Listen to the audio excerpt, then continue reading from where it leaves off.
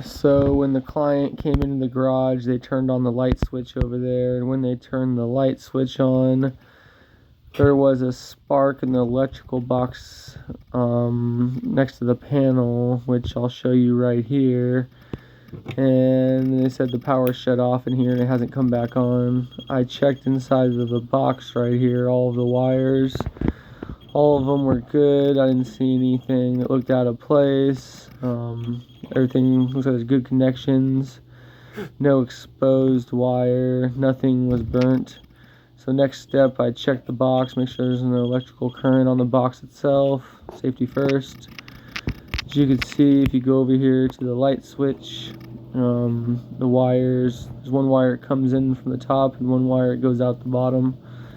So the wire from the top that comes in from the top there, I think actually, you can see that if I try the switch, it doesn't work as well. Yeah, there you go. You can see one goes up, one goes down. I think the one that goes down goes to the other side of the wall to some receptacles that are in the other room there. The one that goes up goes to the light right there, and then goes from the light up the wall, along right there to the light here, and it goes back down to the light there, along the wall to the right, keeps on going, and cuts back over, feeds that light there, and feeds the other light behind the garage door opener right there. And none of them are working at the moment. The garage door opener is working, but none of the lights are. Two different circuits. I checked the receptacle here that supplies power to the refrigerator already. Everything in there seemed to be good. Didn't see any problems. I checked the receptacle below the one supplying the refrigerator. There were no problems there as well. So I moved on to the circuit breaker panel here and started testing the circuit breakers for power to make sure there was power going from each circuit breaker and to ensure none of the circuit breakers have failed. And as you can see, 121.6 volts on that one, 121.6 on that one, 121.7 on that one, 121.6 on the next one, and 121.6 on that one, 121.6 there. As you can see, there's 121.6 there as well. And if you look right here as well, that's number 8, I believe, 121.6, last one, number 9, 121.6. So that all the circuit breakers are working and they're feeding power to all of the circuits. So that's not the issue. Next, I moved on to where we've seen the wire running down on the other side of the wall. I think it feeds these receptacles, which there's power going to. That's a good sign. So we'll open up these receptacles and see what's going on inside. Got this one all ready to go. Let's take a look and see if we can't see what's going on in here. See if we see any faults or loose wires, anything that's shorted or whatnot. It is hot. You want to turn off the power before you start working in the box. Once you got the power off, do a little better inspection. So let's see, everything looks good in there, but it does appear that the ground is not hooked up. And they used electrical tape as well to make the connections in here, which is fine, but I'd probably use wire nuts myself. Seems a little safer. So what I'm going to do is I'm going to hook up the ground. You see that neutral right there? It's exposed wire on it. I'm going to cut that down so there's no exposed wire. Get both those safety hazards addressed, then move on to the next outlet and see what I can't find there. So I'm back at the main circuit breaker panel. I'm just going to tighten all the screws to the circuit breakers to make sure there's no loose wires in there, disrupting our power feed to the lights in the garage.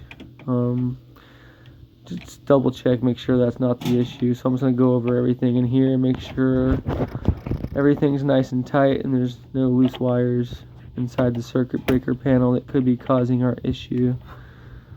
You can see that one needs a little bit of tightening. One there's fine. Yeah, that's fine. Move on to the next one here, and That one needed to be tightened a little bit. It was loose, as you can see. It moved quite a bit actually. So moving back onto the outlet over here, everything looks good. I got the ground hooked up. Separated the wires where the electrical tape was at so they weren't touching, so they would not short. Let's get this box back in, and once we got the screws on and everything ready to go here, we will move on to the next one, okay, and see what's going on there as well, okay? So let's just get the two screws that hold the box into the receptacle box. And they're all ready to go. Then once you got all that ready to go, just move on to the next receptacle, which I'm going to do now, and see if we can't see what's going on over there. We could find any loose wires, shorts, see what's going on and why there is not any power going to the lights in the garage. So we have this other receptacle off over here on the other side of the wall. As you can see, as soon as I pulled the receptacle out, the wire was sitting right there loose from, you can see it came out of the connector down there. It just popped out, I'm guessing, some point or another. Wasn't a good connection. All the wires are off. As you can see, there's no power. So I'm going to get that back connected and get the ground on there connected as well. It looks like it's loose. And once I get the power back connected and the ground connected on there, let's see if we can't. We'll go back into the garage and see if this fixes our issue with the lights not working. I'm pretty sure this is going to be the issue right here, because this is exactly directly below the outlet on the opposite wall in the garage where the light switch is at. This is comes right down to this receptacle here. So I'm pretty sure this is the wire that feeds the lights in the garage. So let's just get there's the ground wire I'm going to hook up. Okay, I got the ground hooked up. I got the wire on there nice and tight. You want to twist it and you see the wires turn down there, and that indicates you got a good connection. Shouldn't pop off again. Ground's hooked up. Should be good for now. Let's get this box back on there and all ready to go. Once we got all this back on and hooked up, the neutral's on there good. Get that in a little tug. Good to go. It's not going anywhere.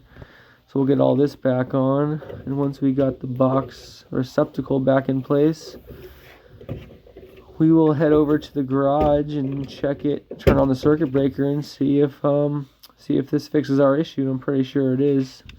That's going to be it. And the lights should turn back on. Here we go. Moment of truth. Let's see what happens. As you can see, the lights turned on when I flipped the switch.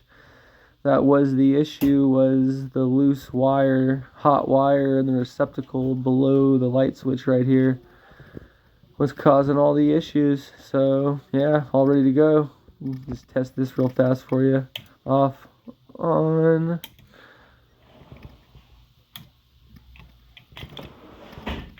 Off, on. There you go, it works fine. Off and on.